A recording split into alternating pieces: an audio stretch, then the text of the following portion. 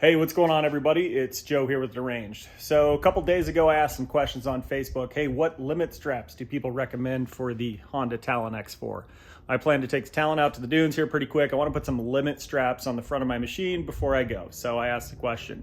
In the comments, a bunch of, I'd say confusing answers come up as to who needs them, why we need them, anything like that. So in today's video, I'm going to answer that question. Who needs limit straps? What are they for? Why do you need them? And who doesn't need limit straps? So with that said, let's jump into it.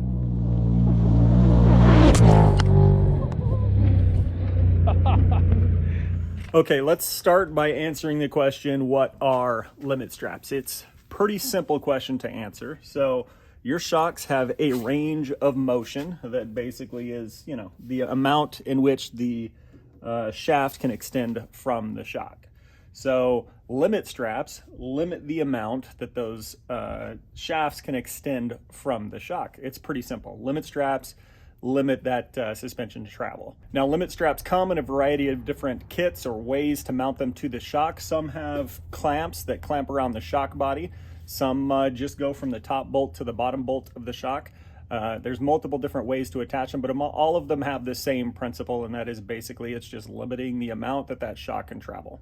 So the next question is, why would you want to limit the amount that your shocks can travel? That doesn't make a ton of sense. Usually you have more travel so that you can have a better or smoother ride. Well, the answer is also pretty simple. It is to protect your shocks. So long story short, when your suspension drops, if it drops too quickly, then the internals of the shock that are attached to the shaft can extend fast enough and hit the bottom of it. If they hit the bottom of your shock body enough, they could end up breaking the bottom of the shock body off or damaging your shock internals as well.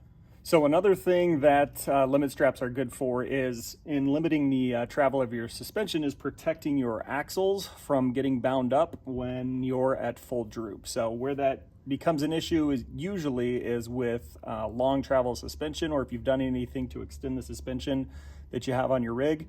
Those limit straps keep it from drooping all the way out and protects your axles, keeps them from binding up and causing whatever damage you could do by letting them drop all the way out. So another important reason to get limit straps. So before we jump into who needs limit straps and why, let's talk about who does not need limit straps. So I will say the majority of people do not need limit straps. So if you're the type of person that just rides mountain trails, if you're hitting trails out in West Virginia, if you're just going over regular terrain up in the mountains, if you're not getting crazy jumping, if you're not hitting transitions in the dunes, you probably don't need limit straps.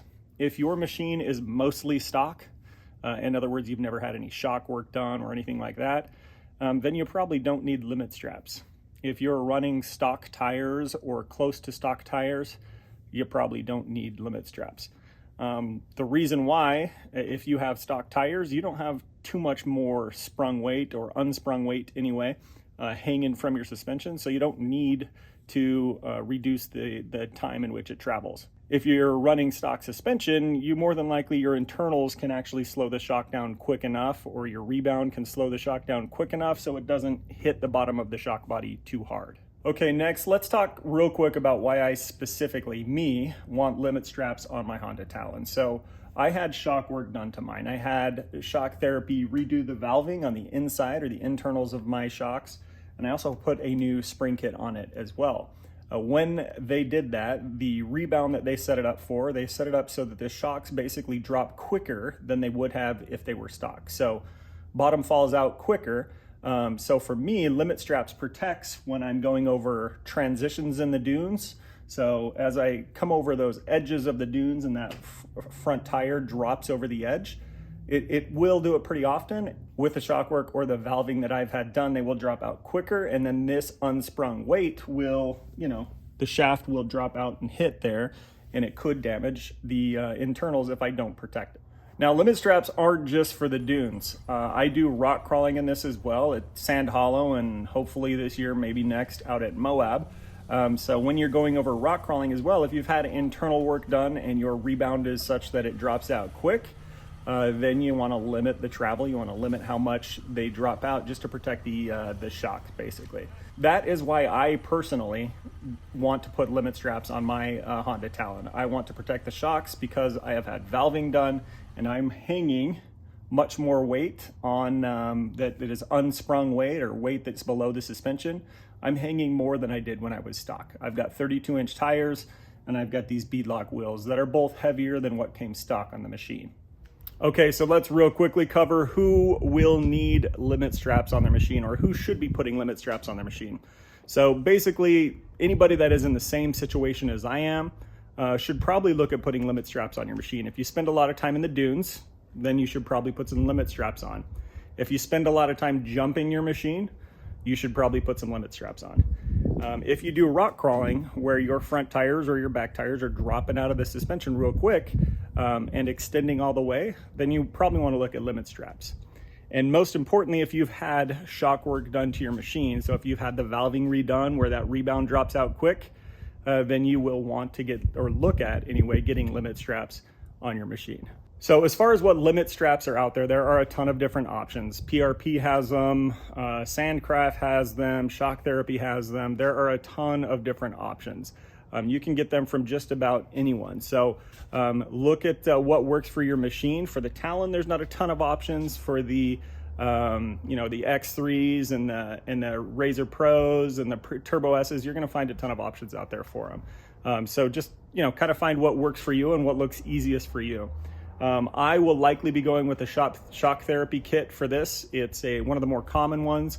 I actually went down there, drove an hour out of my way to get there because they said they have some in stock. Got there, they didn't have it in stock. I know they're reproducing them. They're gonna get more there. So that's likely the option that I'll go with just because it's the easiest option.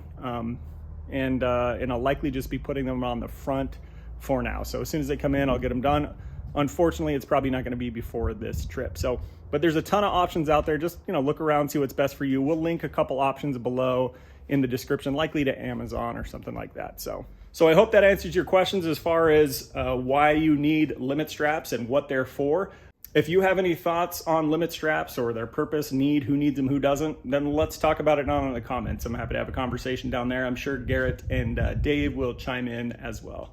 So guys, if you haven't subscribed already, please consider doing so. There's a link down below, a little button, click subscribe, click the bell next to it so you get notified when new videos come out. That's it for this one, guys. Appreciate you watching. Ride safe, pack out what you pack in, and we'll see you on the next one. I'm just gonna say it, I'll say it.